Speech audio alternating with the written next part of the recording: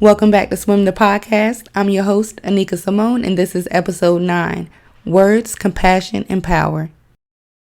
Today's episode was prompted by my card of the day. I usually pull a card when I'm up to it from a deck. It's called The Universe Has Your Back, and it's by Gabriel Bernstein. And this particular card today says, my capacity to tune into the energy of love gives me the words I need when I'm ready to speak up, the compassion I need when it's time to forgive, and the power I need when I'm lost. And when I tell you that card spoke to me in a whole nother way today, I have been feeling all the feels I could feel for the last few weeks or so, and I haven't really had much to say about it. I feel like now I may have found the words. So yeah, I'm here with another episode. Before we get into today's episode, let me just say shout out to all the parents, the grandparents, aunties, uncles, whoever who have taken the time to get these babies up and ready for school every day so far. I know it's early in the year, but hey, pat yourself on the back. It's been a long time coming. With that being said, it is Monday morning in the second week of school, and y'all, I'm a big ball of emotions. Not because my kids are going back to school, but because we decided as parents, me and their dad, that it was best for them to go to school from his house. And I don't know what part of me thought it was going to be easy to let them go to school with him, to like live with him and stuff. But y'all, I'm struggling. I'm fucked up this morning. Like, I can't even hold you. I'm an emotional wreck right now. And, a lot of other moms or a lot of people in general would just probably say, well, why would you even let your kids go live with their dad anyway? Or because he's their damn daddy. Like, he's not my friend. He's not my boyfriend. He's not a friend of the family. And if he feels like he wants to take on the reins of being a parent full time, who am I to tell him no? If I have gotten up out of my sleep every day and tended to 2 kids, why can't he? Because he got a penis? Of course, I got things in my mind that I'm worried about, which is nothing major at all. Believe me, it's stuff like what they finna eat, because I know they only have like McDonald's and Hardee's over there for fast food. It's like if you don't cook, I know you got to go to McDonald's or Hardee's or something like that. Little whack ass shit, but I don't have to worry about their safety. I don't have to worry about their financial stability, their emotional stability. And, besides they need the time to bond with their dad. It's just different because they have been home with me for 2 years, y'all. 2 whole years. My kids have not been in school. The experience itself was wonderful. Like, I would not have traded it for anything in the world. However, with them not being around kids their age and them not socializing and mingling with other kids and other people, outside of their family, period, we knew we were pretty much doing them an injustice by allowing them to stay homeschooled. COVID hit the scene March 2020. Mason had just started in January 2020 at pre-K, so he really has no idea what it's like to go to school full time. And this is his first rodeo. I was there every day last week, just making sure everything is everything. But I was like, let them do their own thing. Let them figure out their flow. So yeah, now I'm just sitting here looking crazy by myself. But it's giving me some time to reflect, though, and some time to plan, some time to build my business, some time to, consider what I want to do as far as if I want to expand my business, all of that. So besides, if he needs my help, I'm a phone call away. We co-parent very well. My kids are excited about being there with him. They're excited about going to school with people they know, their family, their friends. And it ain't like they can't come back. Nothing's permanent. And I can always move closer. Right now, it's literally like an hour and 7 minutes. But, yeah, that's nothing. I take that drive every day if I got to. Honestly, I'd much rather just move back home and just be closer to them. That way, give me a little shop or something over there. Maybe a little shop over here in the 7. And I'll be good. The only thing about that is I be on the go too much. I be on the go a little too much to have me a storefront. But, with time comes change. And 555 has definitely been on my ass.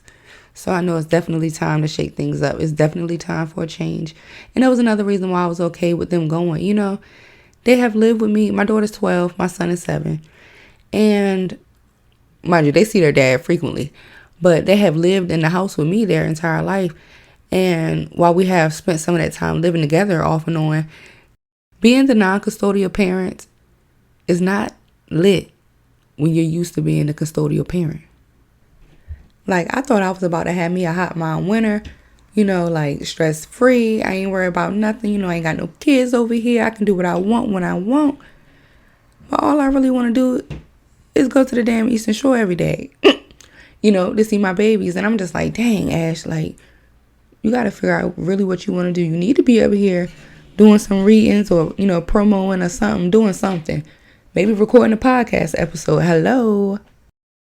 Mind you, I get breaks often, so it's not like I'm not used to them being gone for days at a time. But to say that my kids like live with their dad, like they have their own bedrooms and all that stuff in their dad's house, it has been just harder than I thought. Like, honestly, it's just been harder than I thought. But one thing for sure, two things for certain, it definitely takes a village to raise a child. And I'm so thankful that I even have the type of father in my children's life that would even take on that type of role. You know what I'm saying? It's a lot of dads that would not. I know my dad wouldn't have, not because he didn't love me either, but, that's just a lot to take on. It's not easy. And he think it's going to be easy. But we going to see. And thankfully, he has a support system too, though, because his mom is like top tier grandma. I ain't going to front. And maybe I feel that way because my paternal grandmother was just like non-existent in my life. But yeah, she go above and beyond for her grandbabies, honey. And it shows. And I do not overlook it, okay? And that goes as far as the grandparents on both sides. Like my mom, honey, all my kids got to do is call. She don't care what day of the week. She don't care what hour. If it's a little dark, she might be like, I'll see you tomorrow. But she coming. And I just think that's so nice for them to have. And especially for them to have it a little closer now. So yeah, y'all just say a prayer for me, honey, in my mental space. Not even joking, but say a prayer for me in my mental space. And I'm cool. Like, I don't feel like I'm going to have a meltdown. But I've always said that my kids would never live with anybody else unless I was strung out on drugs or homeless, and which I am neither. So I'm just kind of having to sit with myself and evaluate some of my choices, some of the decisions I've made that got me here where I am right now, and to see what I want to do moving forward. The part that's messing with me, though, is now I have all the time to do all the things that I said I didn't have time for before, and now I act like I don't know what to do. And that's just me being fearful to commit to my dreams, because if time was the only thing that I was missing before, that I claim I didn't have, I don't have enough time, then what's the problem? Like, what is the problem? Source gave me the time. Source heard my cries. Source answered my prayers. Gave me the time. Gave me the resources. And now it's go time, y'all. So I'm going to put my big girl panties on. I'm going to revisit my blueprints. And I'm going to get things jumping. When I say I'm going to get things jumping, it's no more to, yeah, y'all, I'm going to just show up when I want to because that's how I move. No, I'm going to show up, and I'm going to show up consistently for myself, for my business, for my clients.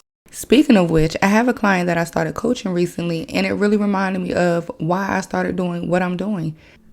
I've been aware of my ability to transmute energy for a while now, like walking into a room and shifting the energy, talking to somebody on the phone and uplifting their spirits, and that's not something that I take lightly, but it's something it's so common to me that I kind of underestimate the power of it sometimes. But I'm done playing it small. I'm actually considering offering my Sink or SWYM workbook as a part of the coaching session. Of course, the price is going to be a little higher, but I feel like that'll be beneficial to anybody who's coming for a first time coaching, because some people come solely to vent. They don't really care to get anything out of the session. They just want to be heard, and that's fine too. But you need to do something with all that energy. You know what I'm saying? So if you don't want the actual advice from me, you might want to do it on your own in your own time. The journal is perfect for that. Then you have the other people who come, with problems. They want to get to the root of their issues. They want a real solution to their problem. And they want to see real results at the end of their coaching session.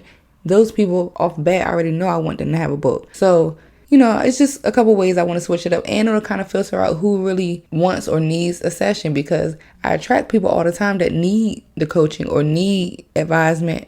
And they may get it in that one session, but they don't necessarily follow up with it. They don't follow through with, the advice that was given, or, which is not necessarily my problem. But if you're going to keep coming back to me, we're going to make sure we get it right.